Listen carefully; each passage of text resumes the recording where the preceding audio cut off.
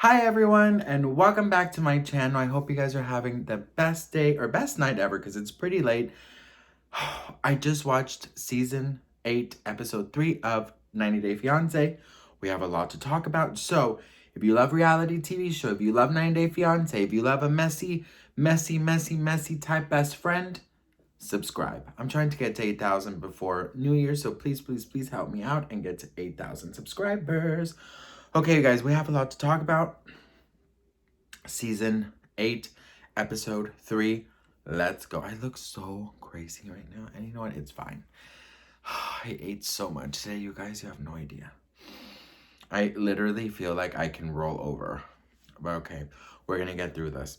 All right, you guys. So we're gonna start off with Julia and Brandon. You guys, this couple stresses me out so much because I just feel like she just doesn't get it. Okay, so if you guys don't know, Julia, I mean, I'm gonna link my other recaps down. What is this? What's happening? I'm gonna link my other recaps down below so you guys can sort of catch on. So, not to make this video very long, make sure to check those videos out so you kind of know what I'm talking about. But basically, Brandon and Julia, are forced to live with his parents because he cannot financially be on his own, and they live on a farm, and it's a mess. So, we left off with Julia arriving, and now it's day 2 in Washington where they are staying before going to their home, and they have to sightsee. Now, Brandon's mom is very pushy. She is very annoying. I'm sorry, like, I love moms out. Okay, what's happening? This wig is just getting on my damn last nerve. Okay, hang on. I don't have it like tight, so it's like moving too much. But anyways, I'm a mess. Okay, so look. Brandon, his mom is just very controlling, very possessive, and she just doesn't understand or get it. She still sees Brandon as her, baby, which I understand, but honey, your baby is about to get married, girl. You need to chill.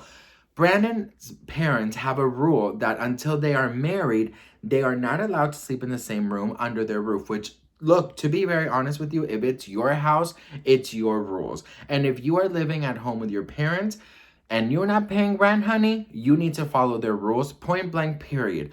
But Julia does not understand that. And Julia will not have that because Julia wants the dick bitch, okay? She wants to make sure that she and him have alone time, have private time, which I understand. She just got off, many months not seeing him, and they want to get their boom boom on, right? But the mom is not allowing it, and she said it quite frankly. She's like, if we're not going to sleep in the same room, does she think this is going to stop us from having sex? Absolutely not, honey. You'll get it. You'll get a moment to get it in. Okay, bitch. So the mom doesn't understand, and Brandon tries to talk with the mom, but she just does not understand, and she will not budge. But neither does Julia. Julia is telling him that if they are forced to do that, then she's going to want to move out ASAP. But the problem is that he spent all the money. He's in debt because he spent money on her visa and on visiting her in Europe and on vacation. So she's now pissed because she's finding out that he's broke, right? And that they have to actually live there to save some money. So it's sort of like, if I was Julia, I would be like, you know what? I could spend some nights away from you. I mean, we're going to obviously have the rest of our lives together. What is a couple months, right? His parents are nice enough to have you there rent-free. You got your green card. I mean, you got your visa. You got your ticket there. You got vacations.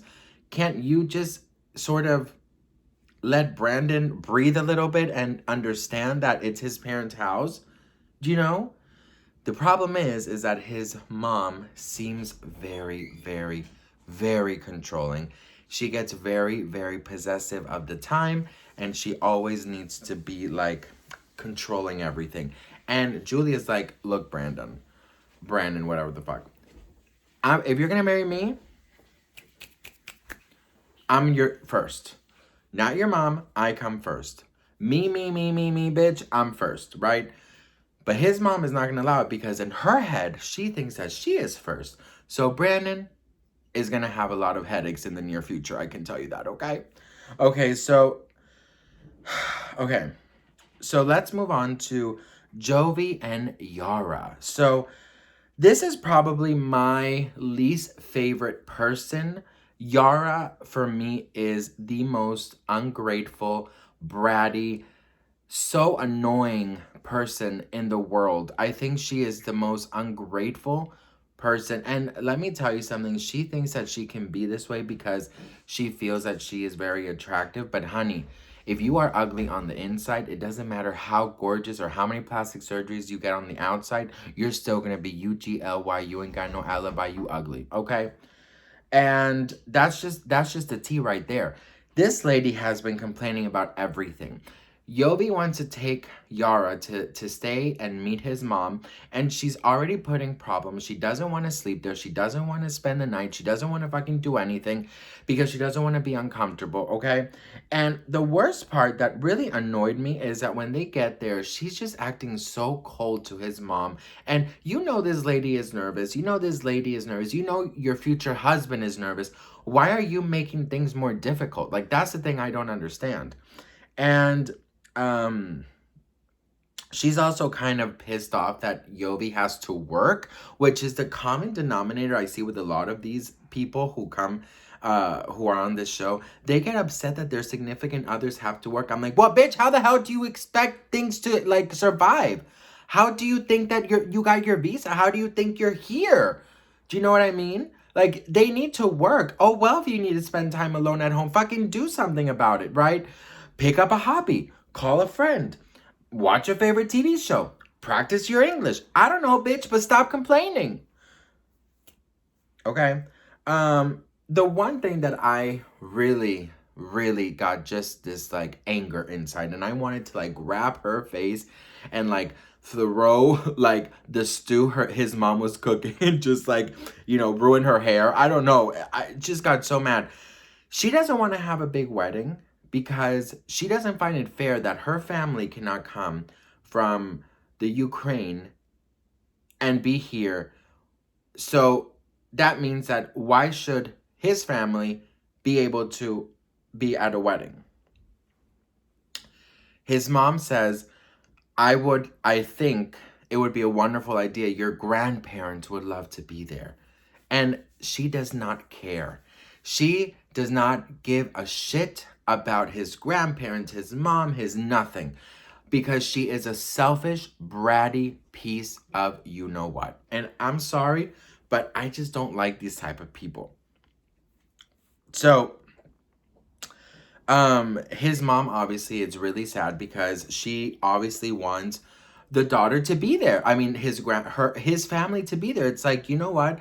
I'm sorry your family can't come, but then why are you sacrificing my only son's wedding and ruining it, and the grandparents can't even be there? You're lucky enough to have your grandparents at a wedding. Like, who as a wife or husband would take that away from their partner? Like, I just don't understand that. Like, yeah, it would suck if my family can't come, but I'm not gonna take that away from you or your family, that just because my family aren't able to come, you cannot experience a wedding, and I'm not gonna be selfish enough to do that. Like, don't understand how this lady works. Maybe she should, you know what?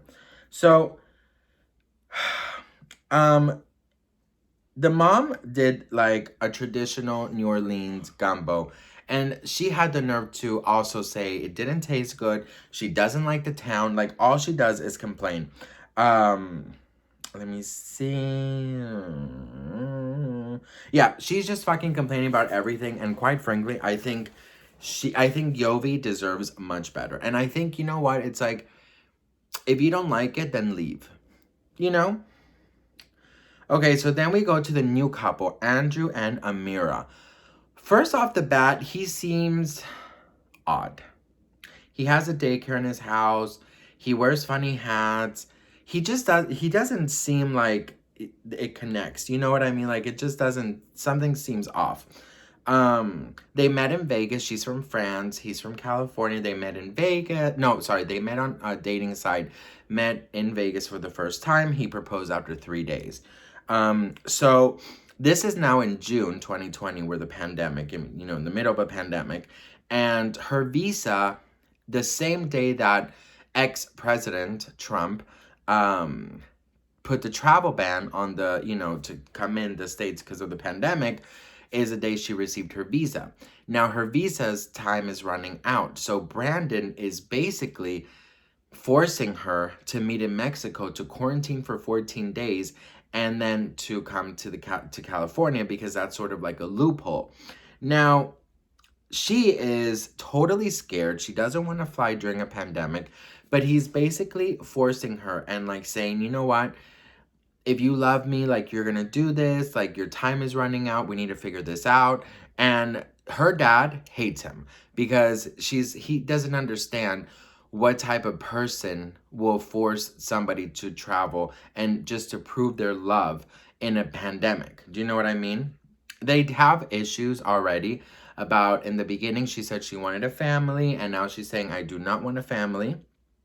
And ba ba ba, she doesn't really understand why she has to prove his love to her, why she has to prove his love to him, but she's going to do it anyways because she loves him. Now, the fault that she has is, yes, I believe in telling your parents everything, but she has told her dad so much about about Andrew, that he already has a horrible taste in his mouth because all he hears is bad things.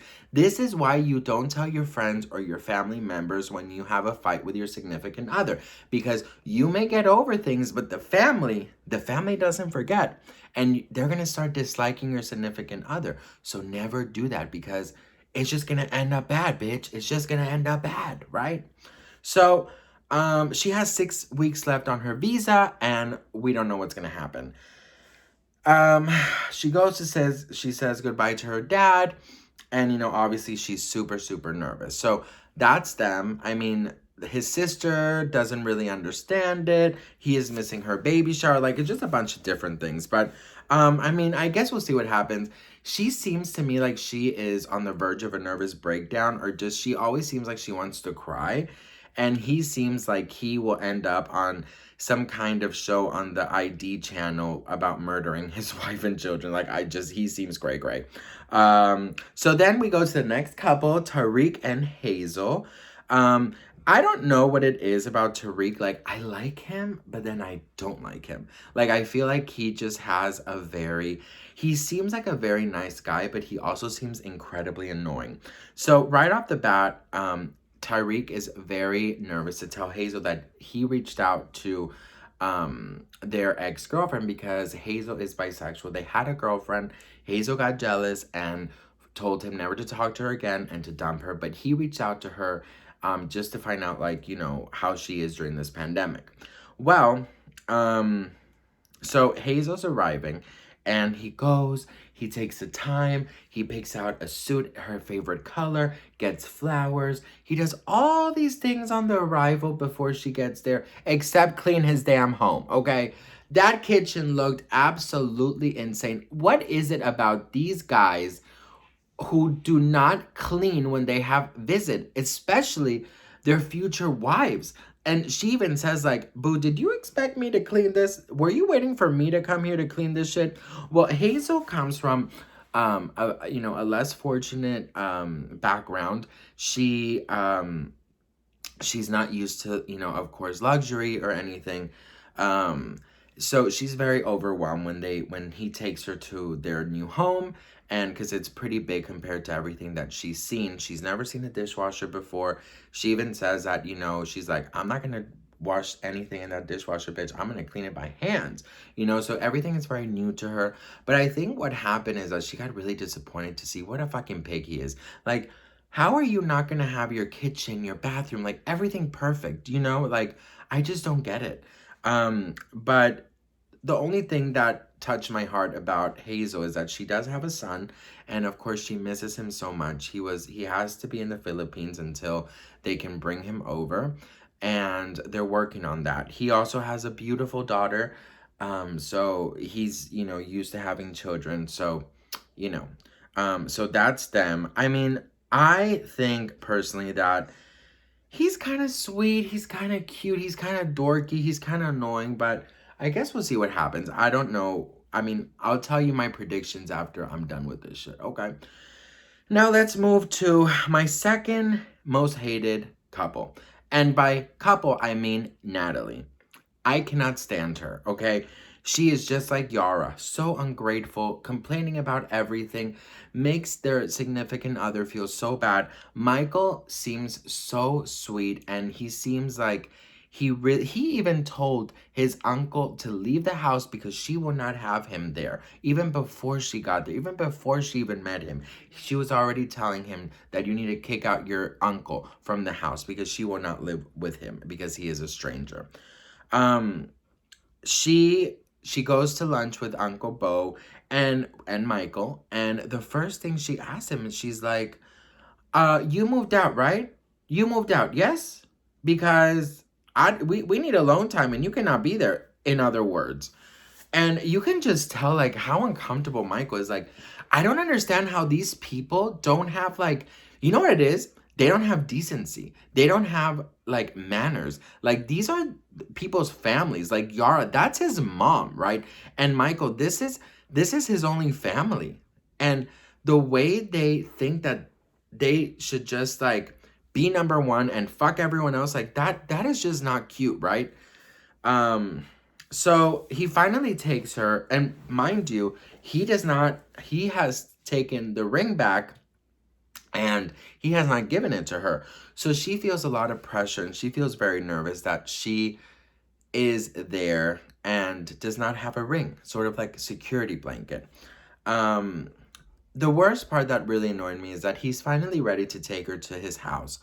And the only thing she does is make this ugly, bratty face, complains about everything, makes him feel like shit, disses his cat, says that his house and land is like horror movies, and she literally just sits there and he made space for her in his closet, and all she doesn't even say thank you. Like, she is the most ill-mannered next to Yara ever. Like, they both need to go back then wherever they came from just because they don't like anything. And if you are, and here's the thing, you guys, if you don't like something, I understand, but luckily you have the option to go back, not make your significant other who you love, who you're supposed to love, and make him feel bad, make him feel like wherever they are is not enough. Do you know what I mean? And that's why I said then go back. They're saying I left everything behind, I left this, I left that, then go. Because first of all, she is so not smart. Michael has 10 acres. Michael has a big, he has big land. He can eventually build them a beautiful home. Be grateful. That's what I don't understand, how people are not. Listen, I have gone through everything in my life. I've been eating eating pasta because we couldn't afford anything else. I have seen everything and I've been grateful every step of the way. And these girls, Yara and Natalie, they just seem so ungrateful. They seem so like bratty about everything. And you can tell that like Yovi, it hurts his feelings because all Yara did was complain about his mom, his town, his size of his apartment, everything. Natalie's complaining about it, how it's so cold, the roof is so this. And I'm like, are you coming from a mansion? Like, can you not just be grateful? Like, you're supposed to be there because of the love of your life. Eventually, because you will become the woman of the house, you will become his wife. You guys can work together and get a better home, get better whatever together. But don't come in there like a brat and demand things when they're trying their best, and you are there because they paid for it. They paid for your visa. They are paying for all the paperwork. They are paying for your flights. Stop complaining. Like, stop complaining. I don't understand how somebody could be so ungrateful. I'm sorry. I don't like it. And it hurts my feelings because it's like, you don't know inside Michael and Yovi, and I would just say them too, that they I feel like they were so excited and their attitudes just ruined like everything. And when you are ungrateful in life, guess what? You're not going to be receiving much because the universe, God, everything for me in my experience works like this. If you are grateful, it's like a kid. It's like a kid who you give a lollipop to. You see how grateful he is for that damn lollipop, and you're gonna want to give him another one because you saw how grateful he is. But an ungrateful, bratty kid that you give him a lollipop, he's like, but I want more, I want more. You don't want to give him shit. That's how the universe and that's how God for me works. When you are grateful, when you are thankful, you get more. And Yara and Natalie, bitch, listen. You have some nice guys. I'm sure you guys are nice too behind all of this brattiness. Just chill. Be grateful. Build a home together. Build luxury together, right? Because you're going to become a couple. You're going to become even. You're going to become equals. Build something together. Work hard together. Get your dream house together. The important thing is that you are together. Everything else will fall into place.